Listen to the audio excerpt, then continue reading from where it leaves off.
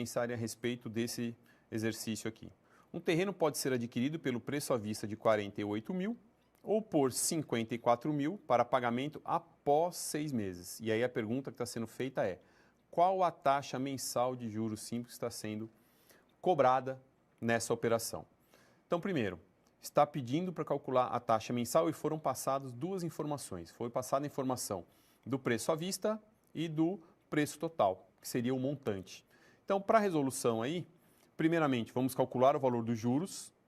Então, o cálculo do valor dos juros, o valor do montante, 54 mil, subtraído do preço à vista, do principal, 48, dando lá um valor de juros de 6 mil. E aí vamos para a nossa formulinha, J igual P vezes I vezes N. Juro igual principal, vezes a taxa, vezes o prazo. Juros, a gente acabou de calcular que ele é 6 mil. Principal, 48 mil, informação que veio lá no enunciado. Taxa é aquilo que eu quero calcular. 6, o número de períodos, 6 meses que foi passado no enunciado. Multiplicando aqui, então, mantendo 6 mil, multiplicando 48 por 6, 288 mil. Esse 288 está multiplicando aqui a taxa, passo ele para o outro lado, dividindo, chego à conclusão que a nossa taxa ela é 0,02833. Só lembrando, quando a gente está fazendo a conta, a taxa que sai como resposta é a taxa unitária.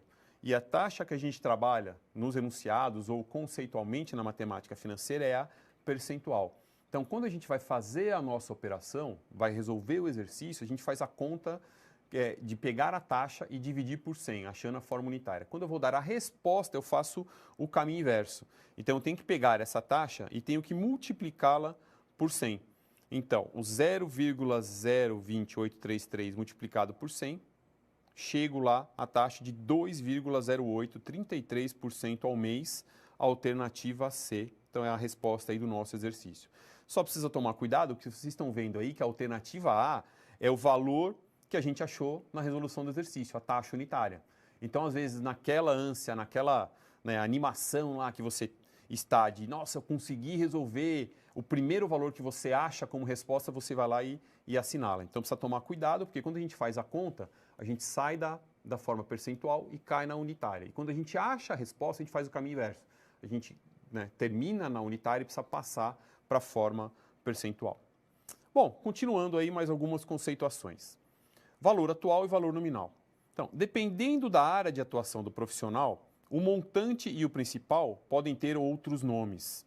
Profissionais da área de investimento utilizam o montante e o principal para se referir aos valores na data de vencimento e antes da data de vencimento. Profissionais da área de financiamento utilizam o valor nominal e o valor atual para se referirem aos valores na data de vencimento e antes da data de vencimento. Então, a gente tem aí que o valor atual é o valor antes da data de vencimento da operação, que seria, no nosso caso, o valor principal, e o valor nominal, o valor na data de vencimento da operação, sinônimo de montante. Então, só trazendo isso aí para uma linguagem mais tranquila. Então, quando você pega um valor emprestado hoje, a gente está falando aí de valor atual. E quando chega no final desse período, que você vai ter lá tudo aquilo que você pagou, a gente tem o valor nominal ou o montante que está lá no final. Se a gente traz isso para aquela conceituação de fluxo de caixa, o valor inicial estaria sempre no começo daquela linhazinha do tempo e o montante ou o valor nominal lá no final. A gente tem também, dentro dessa conceituação, o que é o juro exato e o que é o juro comercial. Então, o juro exato, para anos contados em dias, totalizando 365 dias. Por isso que ele chama de juro exato. A gente está usando o ano inteiro, o ano completo que a gente tem. Esse critério ele é aplicado em operações de curto prazo, como desconto de duplicatas, cheques ou, atualmente, antecipação de valor de cartão de crédito. E o juro comercial, a gente usa ele para meses de 30 dias e ano de 360 dias. Então, só precisa tomar esse tipo de cuidado, porque dependendo da operação, a gente usa o juro exato, dependendo da operação, ela é o juro comercial. E como eu já citei aqui para vocês anteriormente, na maioria das vezes, caso nada seja falado, na resolução dos nossos exercícios, a gente vai utilizar sempre o juro comercial. ano de 360 dias e meses de 30 dias. Com relação, então, à equivalência de taxas. Qual é o conceito de equivalência de taxas? Duas taxas de juros diferentes, referentes a unidade de tempo diversas, serão equivalentes quando, a partir do mesmo principal, no mesmo prazo, produzirem o mesmo montante. Nesse caso, a equivalência é caracterizada por resultados iguais. Em juros simples, usamos apenas operações de multiplicação e divisão para encontrar as taxas equivalentes.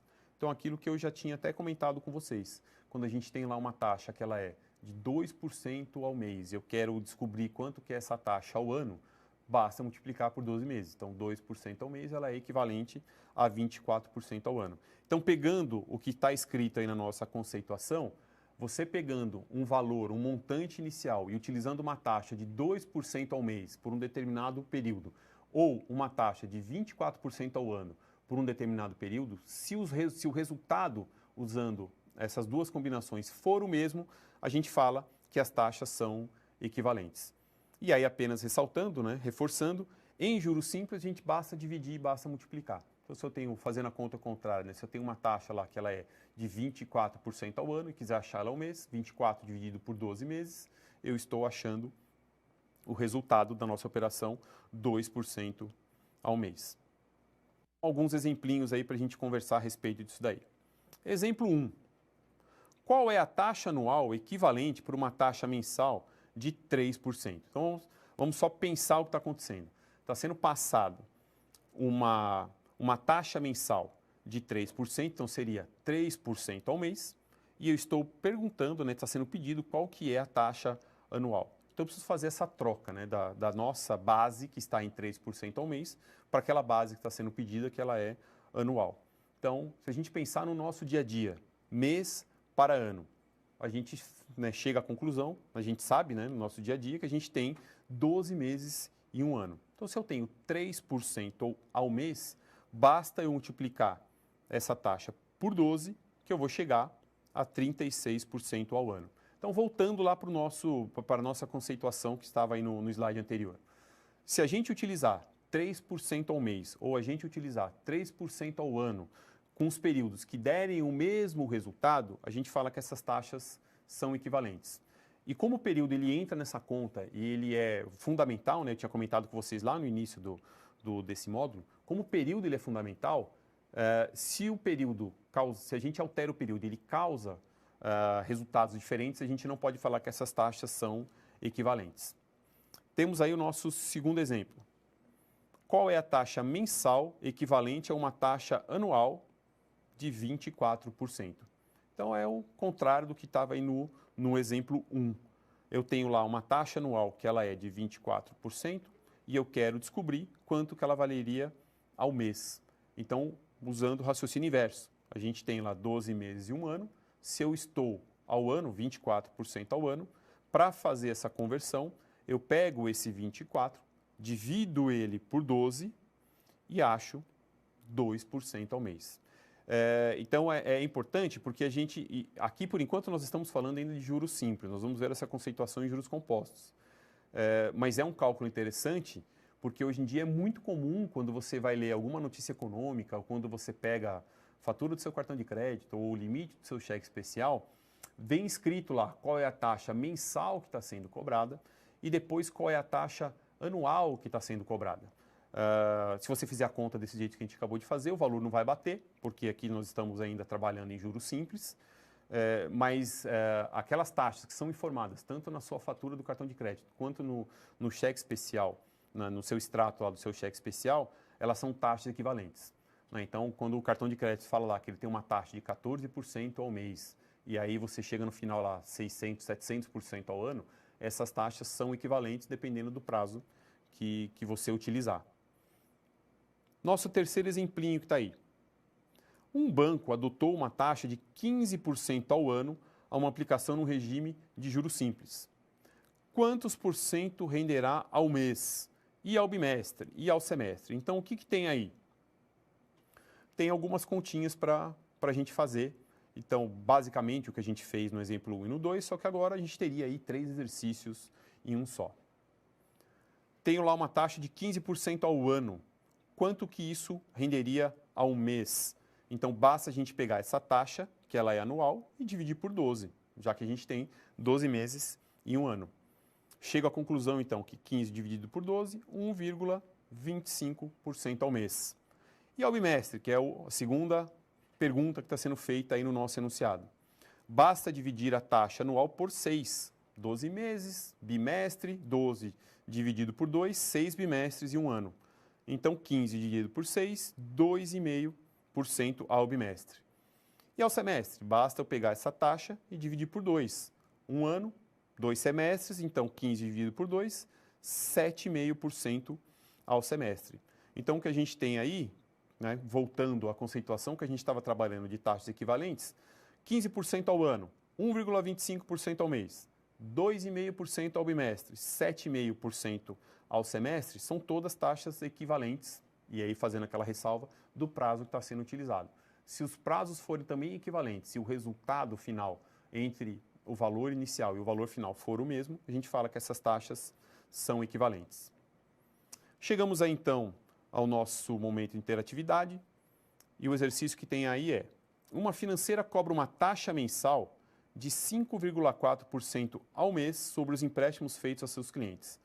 Qual é a taxa equivalente trimestral que ela cobrará?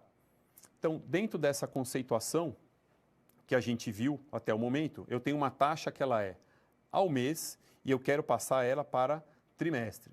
Então, num trimestre, nós temos aí 3 meses. Então, se eu pegar lá a taxa que foi informada, 5,4, multiplico lá por 3, a gente vai chegar à resposta de 16,2% ao trimestre. Então, se a gente voltar lá no na nossa tabelinha lá de respostas, seria a alternativa E, 16,2% ao trimestre. Só lembrando aquilo que eu já tinha comentado com vocês, a gente faz a conta, fica tão feliz, né, em achar o resultado e não se atenta àquilo que tinha sido pedido no enunciado do exercício. Então, de repente, você achou o 16,2 e a alternativa A é 16,2. Só que a alternativa A ela é 16,2% ao mês. E a gente fez toda essa conta para achar qual seria a equivalência trimestral dessa taxa. Ok? Bom, chegamos aí então ao final dessa unidade. Queria agradecer a atenção de vocês. Continue aí estudando, siga o material que está aí na sua apostila. A principal orientação que eu posso dar é: resolva os exercícios sem a preguiça, anota todos os dados. E no final de tudo, a gente consegue chegar daquilo que a gente quer. Então, pessoal, até a próxima. Fico por aqui.